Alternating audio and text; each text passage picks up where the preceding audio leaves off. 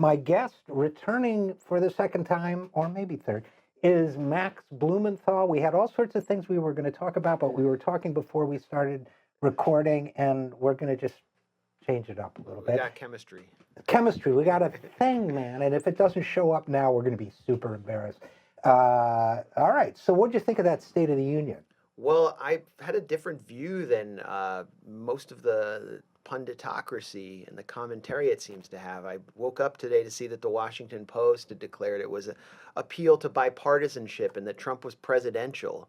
One of the things the Washington Post pointed to, these are its Beltway beat reporters, pointed to Trump denouncing the threats against the Jewish community centers as something that was presidential, meaning he was taking a step away from bigotry. It wasn't the Trump we've seen on Twitter retweeting neo-Nazi accounts. The problem was those threats against the Jewish community centers, and if you Google that, you won't find this, were fake. I know, I remember that. I actually remember that. It was a black writer for The Intercept, Juan Thompson, and an Israeli Jew who is some teenager who were calling in these threats basically to just stir up trouble because they were obviously mentally disturbed trolls. Obviously, a lot of Jewish people were scared by it, but this was not some kind of reflection of Trump-era anti-Semitism creeping out of the woodwork, and that's what everyone thought it was. 100 senators demanded that Trump denounce it, and then he came out and denounced, and then he did so again. But that was like more than a year ago.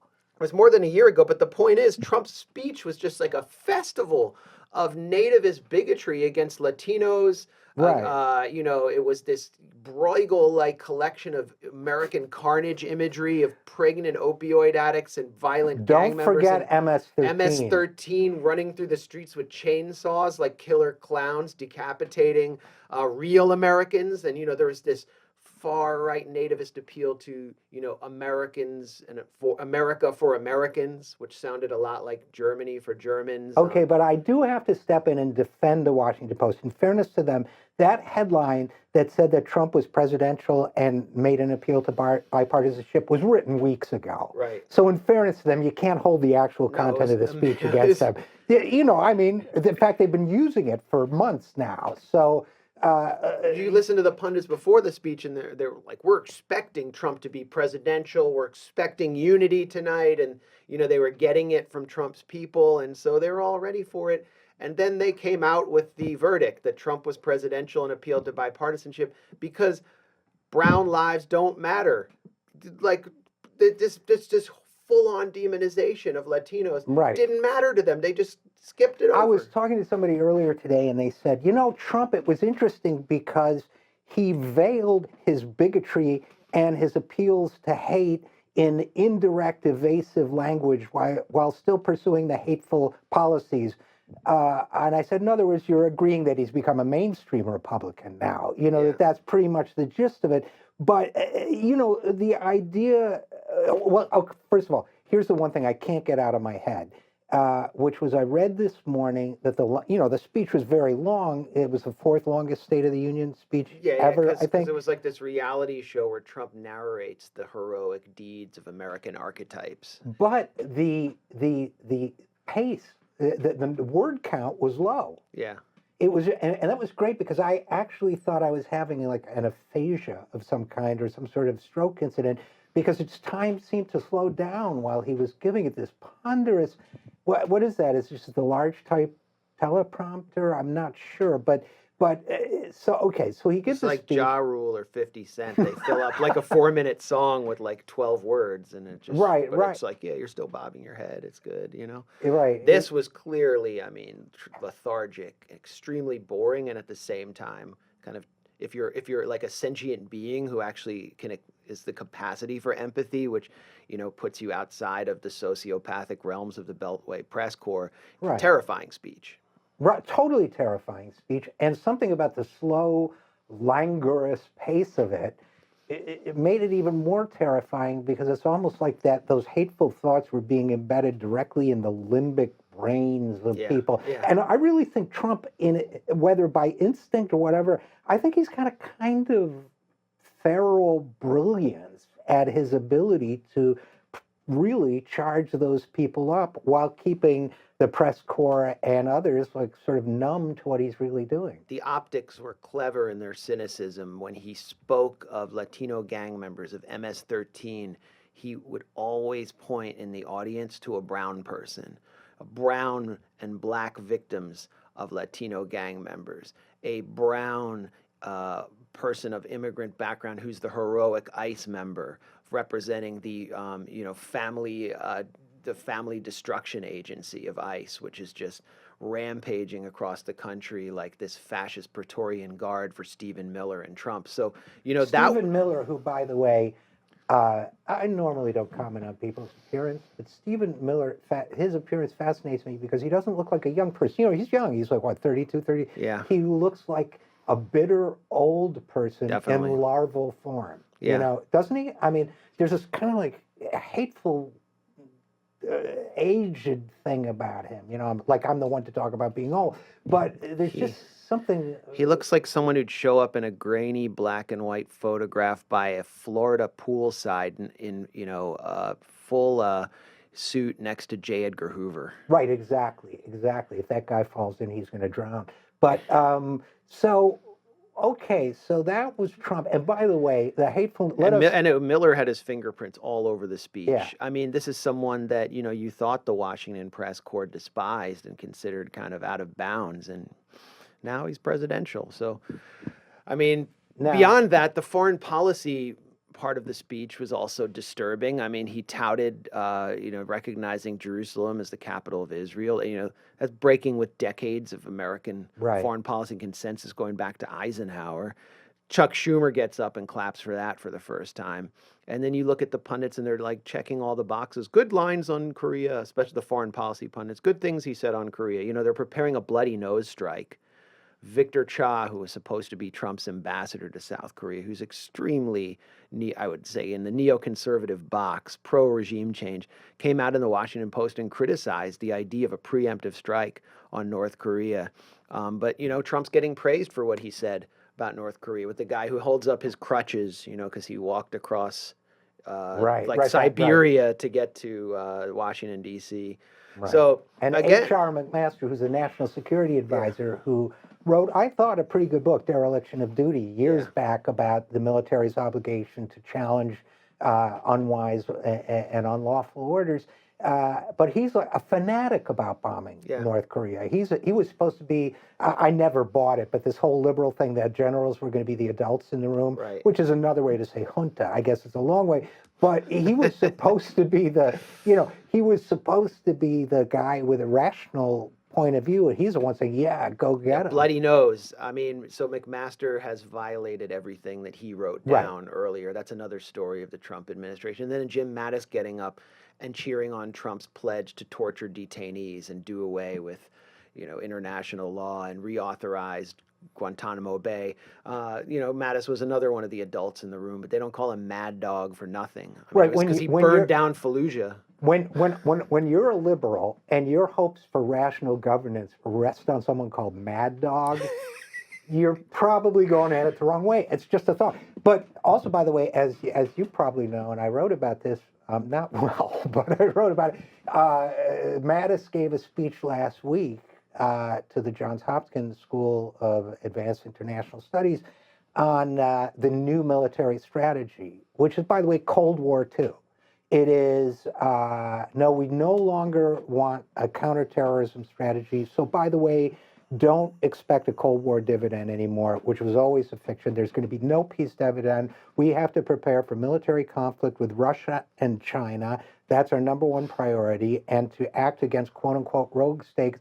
In other words, we're going to arm up, number one, nuclear, which Trump said last night too, nuclear buildup, and number two, like aircraft carriers. Build up the Navy. The Navy, that's what we need more of. So all of a China sudden, Sea. he basically makes an announcement that the greatest military machine in human history is going to be gearing up for massive superpower conflict. It doesn't even get a headline. I don't even think it got covered in the Washington Post. No debate. No debate, no knowledge. The only coverage I saw of Tillerson's announcement that the U.S. would maintain a permanent military presence in Syria was entirely positive, all written by the foreign policy hacks that Obama rightly called the blob.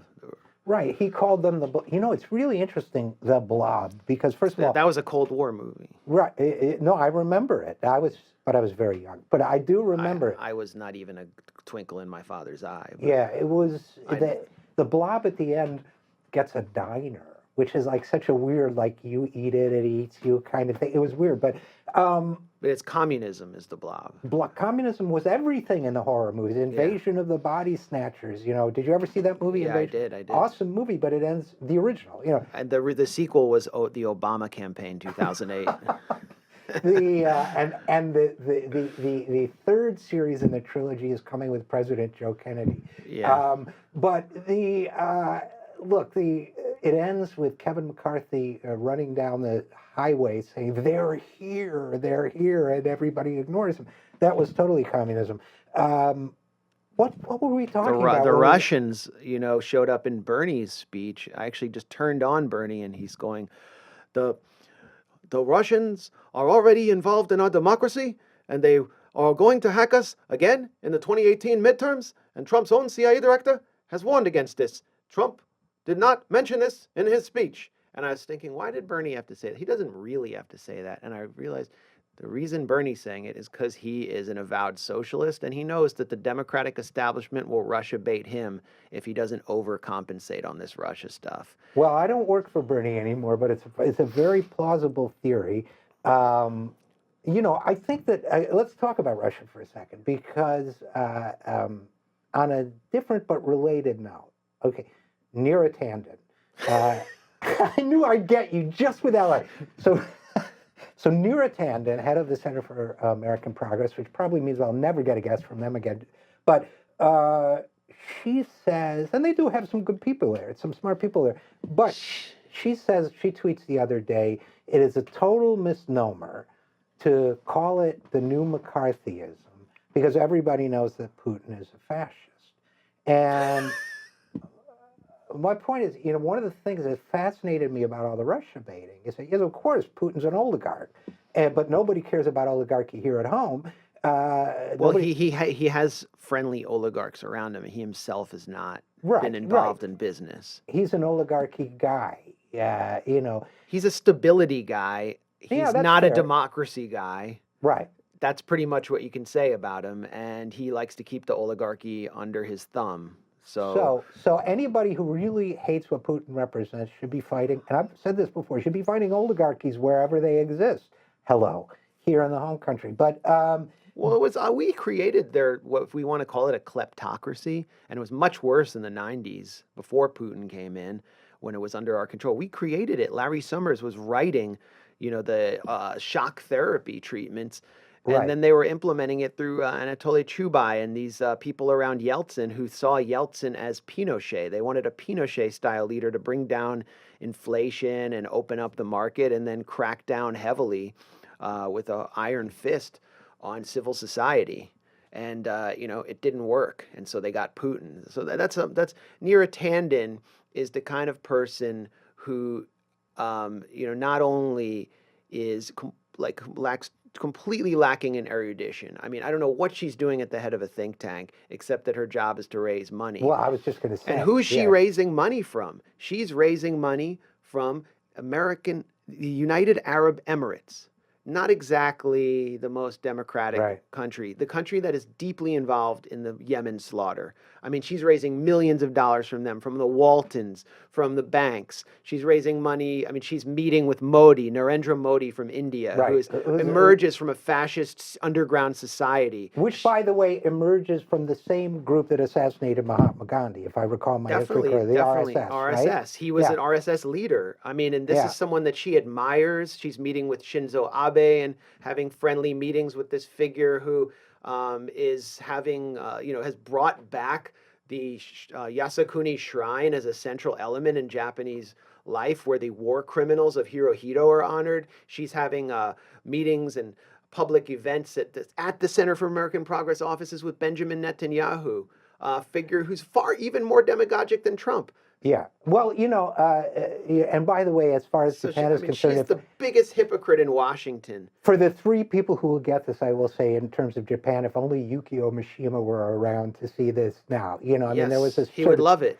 there has been this proto-fascist strain in Japanese political and arts culture for a long time, as we know, and it's disturbing to see any play back to it. As far as the Middle East is concerned, one of the things that fascinated me, I don't know if you know, but here on this show, we got audio of Trump's fundraiser at his hotel, and we published it. I wrote a piece for The Intercept about it. One of the things that fascinated me about it was that Trump, while Tillerson was trying to mediate between Saudi Arabia and UAE and Qatar on this thing this conflict they were having, Trump jumps in on the side of Saudi Arabia incredibly undiplomatically, is like, basically F Qatar, they don't know, Yeah. And to me, people are really concerned about Russia's involvement, what kind of financial interest Trump has with Russia. Okay, legitimate question. What about the financial interest he has with Saudi Arabia? Yeah. Why is nobody tracking down that story? And you know who muzzled Trump on that was Tillerson, because Exxon and Tillerson had been cutting multi-million dollar deals with the Emir of Qatar.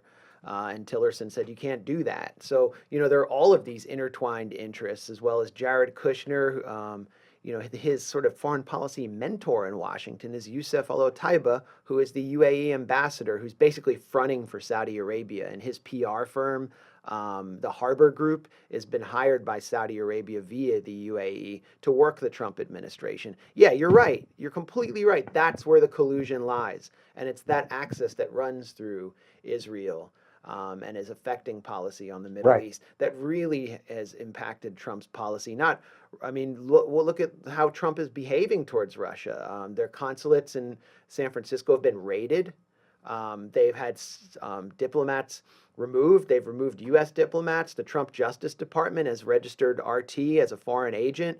Russia's retaliated. You watch Russian state TV, Channel 1, and they're just bashing and mocking Trump every day and saying he's the worst president that we've ever had to deal with, worse than Obama.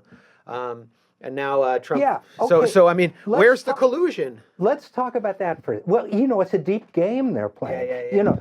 Let's talk about that for a second. Here, the biggest, the most bloodthirsty sort of new Cold Warriors, and I'm going to say that. Sorry, Nira. The most bloodthirsty new Cold Warriors. That's super noisy, by the way. Sorry. Just leave the cap off or something. Always me. Leaving Nira aside for a second, Good. Let's leave Nira aside. The biggest Cold Warriors to me are the liberals and the Democratic liberals. And what's striking to me about that is that I'm going to try not to use this sentence too much. I'm old enough to remember. But there was a time when liberals were known for their interests in diplomacy, negotiation, and peace. That liberals didn't like, for example, the opinions of the Soviet Union. They didn't agree with, the status structure of this, whatever. There were multiple points of disagreement, but they thought, we really ought to be talking to the people we disagree with. We need diplomacy. We need negotiation. We need to de-escalate because both sides have these enormous nuclear stockpiles. Yeah, they had all these no nukes concerts and Danny Goldberg, who I know. Danny's a good friend of mine. Friendly. Yeah, he's been on the show. He planned that. Sure he did. And he's a major liberal, a very good liberal. Well, Danny is one of the good guys, but and then these bumper stickers that war is not healthy for children and other living things. I picture people with those bumper stickers adding one saying, but it's not bad either, because these are the same people saying, if you say, well, okay, I don't like, Putin's, I don't like the guy, but we really ought to negotiate with him considering that they got thousands of missiles aimed at us. Well, Putin's puppet, we really shouldn't be, calling their news agency, agent of a foreign power. Putin's puppet. And here's where I think the term new McCarthyism is apt, is even though Putin, and I've been meaning to write about this, but I'm lazy, even though Putin is not a lefty by any stretch of the imagination, all of the suppression that's come out of concerns about Russian interference is directed against the left. Yeah. You can't tell me that it's a coincidence that James Clapper and his minions under Obama chose to say, well, the real problem here is the Occupy movement and the lefties at Counterpunch. You Yeah, yeah, know, yeah, seriously, and Black Lives Matter's a Russian operation because RT gives it favorable coverage, and right, right. And R by the way, if you criticize drone strikes, you're doing well, you're Putin's work for echoing him. Kremlin rhetoric. And probably That's one of their things is echoing Kremlin rhetoric. right. So one of the things that and you know the Kremlin has said that children are lovely. So I guess I can't say children are lovely now. What am I allowed to be against at this point? I Well, mean, what is the liberal agenda? better just to stay in hiding. The no, but the part that really, I guess the part I didn't think I could be disappointed with mainstream Democrats and liberals anymore. I thought I'd been like through the ringer on that, but it really is disappointing to me that like it's Do so you easy. remember the Move On bumper sticker and it said "Stop this endless war"? Oh, that's right. Yeah, You yeah. know, Move On's now doing anti-Russian rallies, and I don't know what they're not saying anything about war. Remember the Move On ad? Will Petraeus betray us? Because they were That's right. against the surge. I mean, Move On helped drive. I think they played a critical role in getting Obama to withdraw American troops from Iraq. Yeah, I haven't been tracking what goes on with Move On in particular, but I have. I do know that you It's all know, about this, man. There's all these consultants that are making tons of money off the resistance, and this Russia stuff is key. I mean, the Women's March is a 501c4 dark money super PAC. hmm, How many consultants are cashing in on those marches that have turned into just basically get out the vote operations for the Democrats in 2018? Then you got this guy Scott Dworkin, who's been like he's a contributor on Joy Reid's show. He's running one of the major resistance groups, and someone from I think some Bernie supporter from like Progressive Army went into his filings, his FEC filings, and found that Scott Dworkin was raising a ton of money pushing RussiaGate, and he was paying his own consulting firm with everything he raised, and he'd done nothing to resist Trump. I think if you look into the filings of all of these groups, that's what you're going to find. I mean, I used to go on RT on Tom Hartman's show with this guy, Ben Wickler, who seemed like a nice, smart guy from Move On. And the next thing I know, he's organizing anti Russian rallies. So obviously he doesn't believe in it. It's just some gigantic hustle. I'll have to check into that because Ben has always been real nice to me. I Yeah, always he's a thought he was a smart good guy. guy, but Yeah, you know, I guess. Look, first of all, there's an investigation going on. Find out what they find out. You know, public citizen is involved in. We're going to get 100,000 people out to save Robert Mueller. Like that's Nader's former group. oh, you know what's really good about this phase of the conversation is that I think we've just alienated every potential sponsor this show could ask Well, for. just blame it on me. Just Man, I've that gone Max rogue. guy, wow, RJ does not agree with me.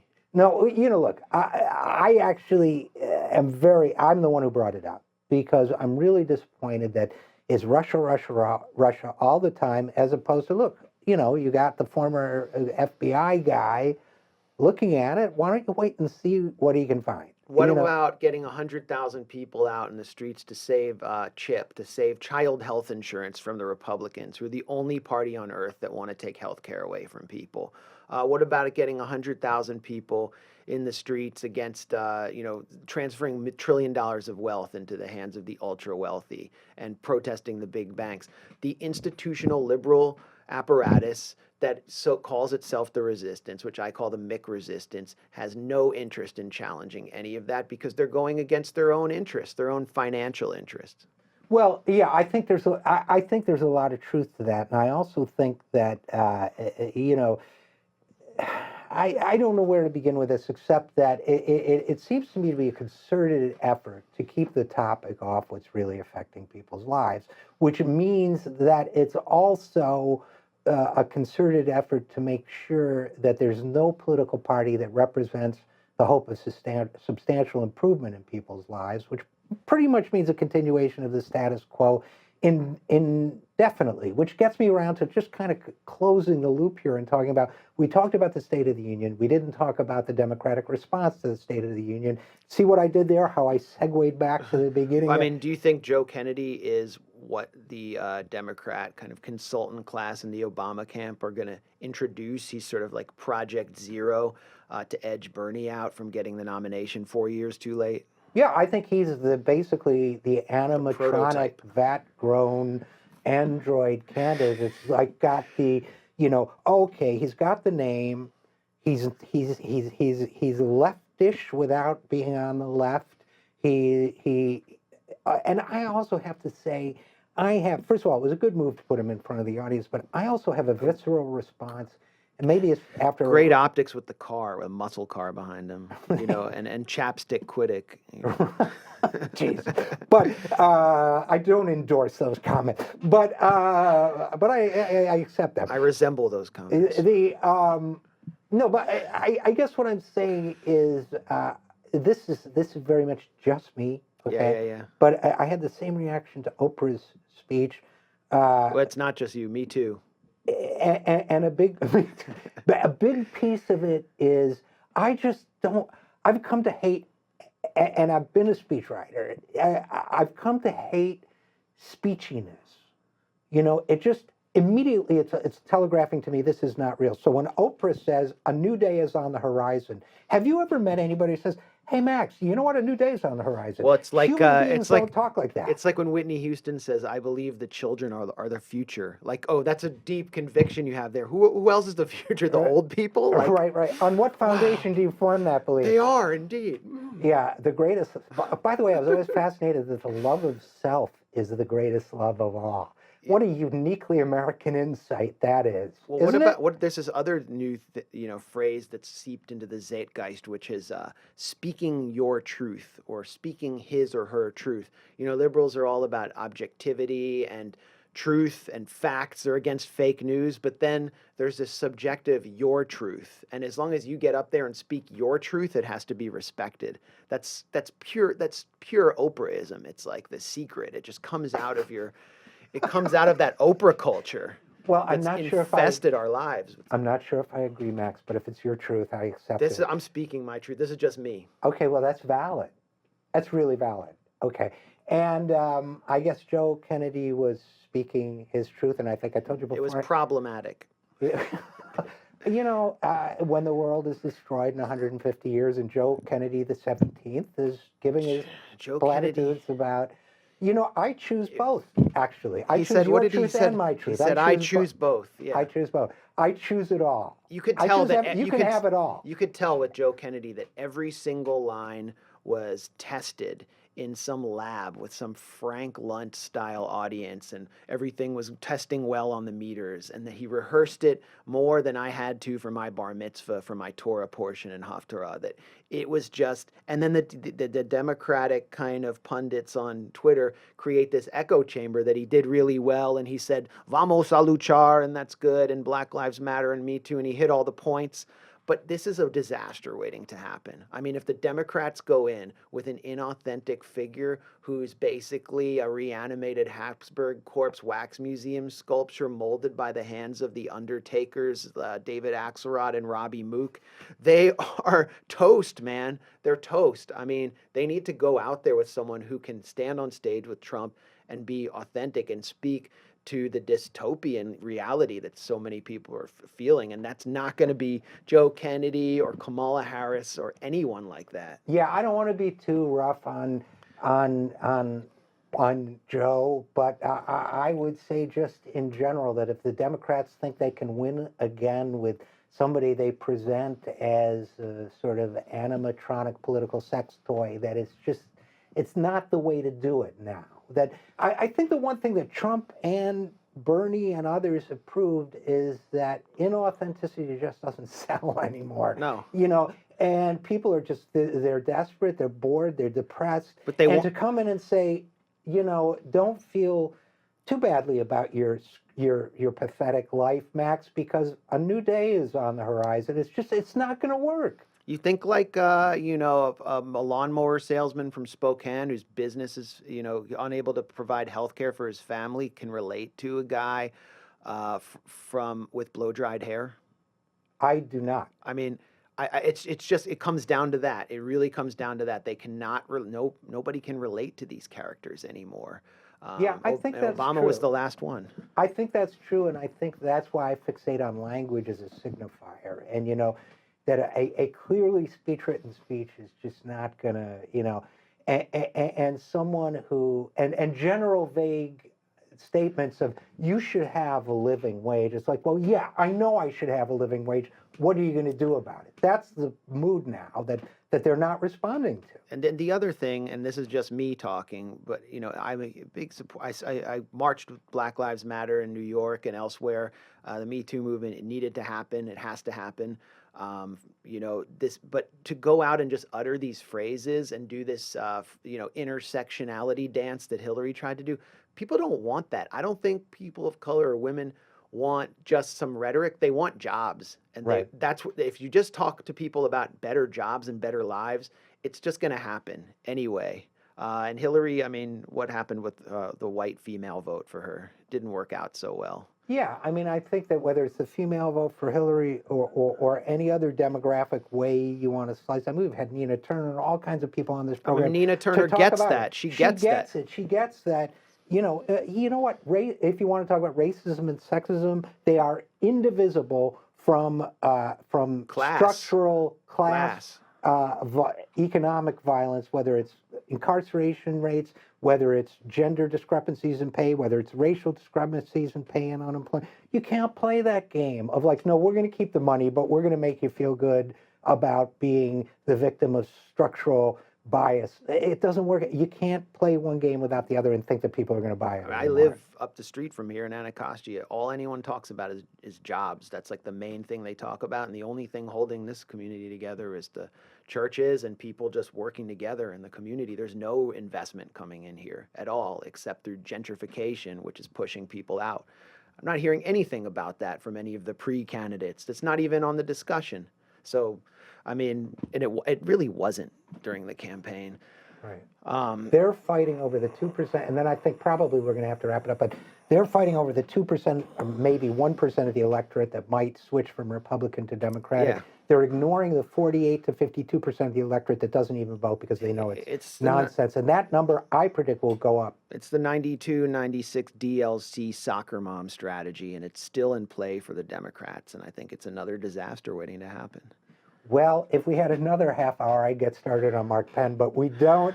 So, all right. Micro trends. Micro trends. Yeah, I got your micro trend right here. Okay, so we're going to have to leave it there. But Max Blumenthal, as always, great talking to you. Thanks for coming by. And we will be right back after this if they keep us on the air. This is Richard RJ Eskow for the 0 Hour.